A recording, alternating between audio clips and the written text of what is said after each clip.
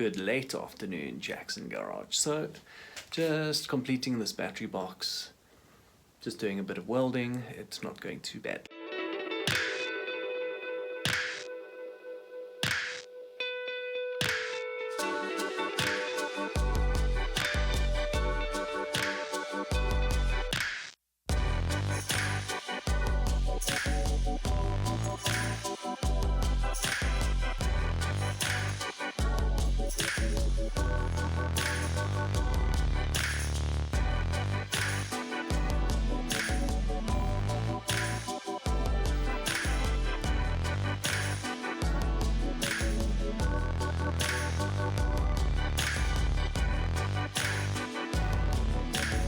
What I'm going to be doing right now is taking this battery box that was completed yesterday and loading some of the batteries in it.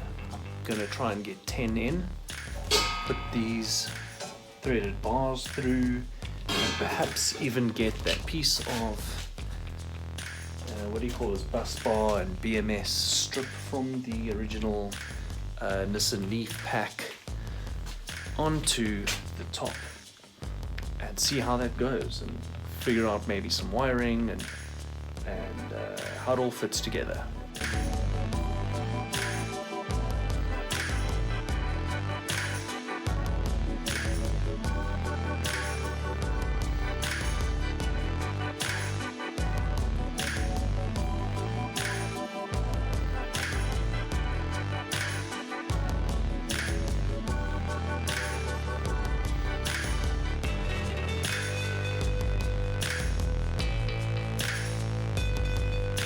How do I pack these batteries? So I'm guessing because we want the full voltage, we're going to do this thing in series. So you want, I suppose, positive, negative alternating, so that you've got negative, positive, negative, positive, negative, positive.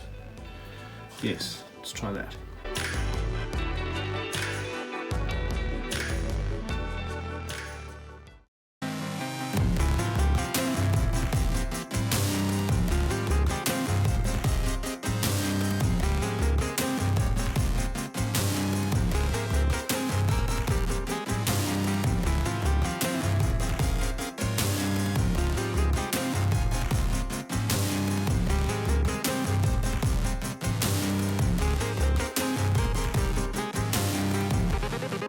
So what I've decided to do, put in 2 of these big nuts, oversized nuts, as spacers. So basically you just create a spacer and then a nut, proper nut on the one side, and then clamp it on the outside to end with, but I will show you now.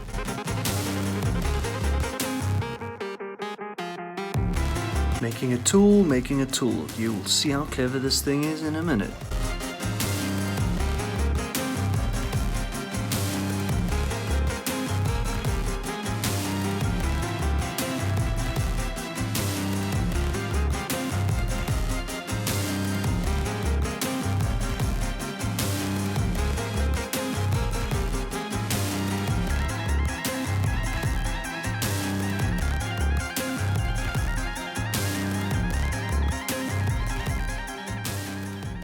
Okay, so I'm pretty happy with that. That's pretty solid. Actually, went in okay, except for having to re-thread those threaded rods. Yeah, that's good for a first attempt.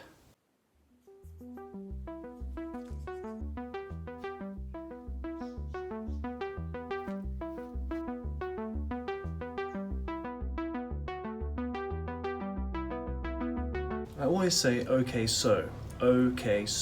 I'm going to use the bus bar holder thing for now. I'm going to cut it at 10 cells and then nicely take out the wires for the plugs and leave as long a lead on these battery management system terminals as possible. What could go wrong? I don't know if I'm going to need to think about this a little bit longer. Let's go for it. The other thing that I noticed on the other cells is the configuration of this thing. The configuration of this thing is slightly different, so perhaps I'll only be able to use this on 2 of these boxes. So 10 and 10, other ones might need to be slightly reconfigured. Something that's quite interesting is Nissan uses orange electrical tape. It seems quite, I don't know, not really OEM. So this is pretty interesting. So you can see these little things interlock. So you've got a section, then it interlocks, then a section, then it interlocks, and then you've got an end piece and a front piece to this BMS/bus bar holder goodie. Unfortunately, I have to cut it at 10, so I don't get to use the clever little system, but it's still quite neat. Before I cut anything, I want to look at the BMS plugs. So this is the Nissan Leaf plug. It's interesting that there are different sizes. I don't quite understand that just yet. And then this is the BMS wiring from the aftermarket BMS that is in this packet. So this is the wiring, and that can be replaced. So it's fine to cut those plugs off. We won't be using those again. Great.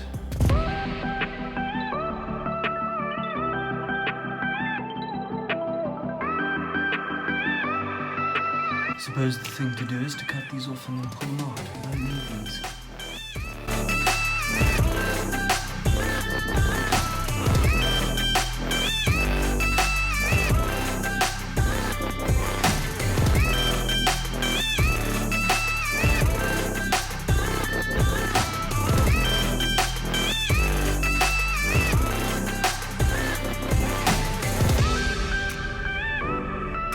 Now I guess what I do is actually bolt this thing up, test the voltage, and cover it up so that it's safe. And then we plug in the plugs for the BMS, and we see if we can get the BMS working on these 10 cells.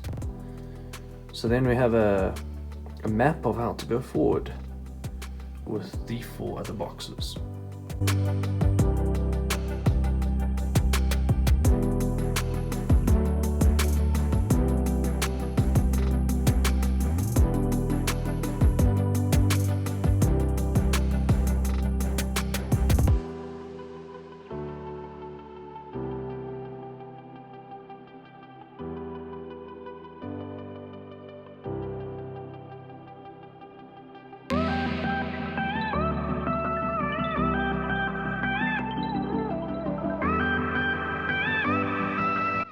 So I don't know if you could tell, but I was being quite gentle on torquing those bolts by hand. You can see the plastic of the battery top, the housing kind of deforming a little bit, so it just looks like it's crimped nicely. I wonder if a little bit of that conductive paste would be a good idea, or the other thing is to get a decent torque wrench and figure out what those torque settings are. So those are all nicely in, looking good.